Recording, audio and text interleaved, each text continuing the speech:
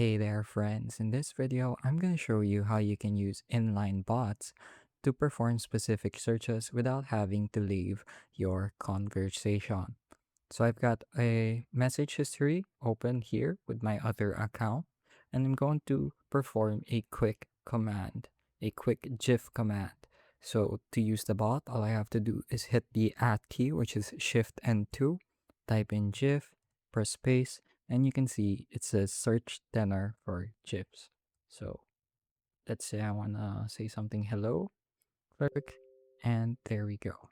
Didn't really need to open any external application for that.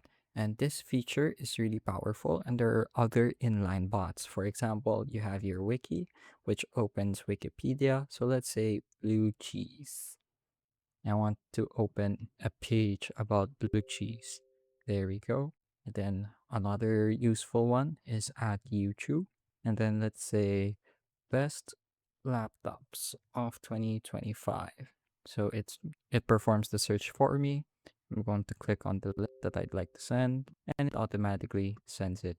So there are plenty of other inline bots, and I only showed a few. So feel free to do a bit of searching on your own to find out what else would work for you. So I hope you were able to learn something new and something useful. And as always, thank you for watching.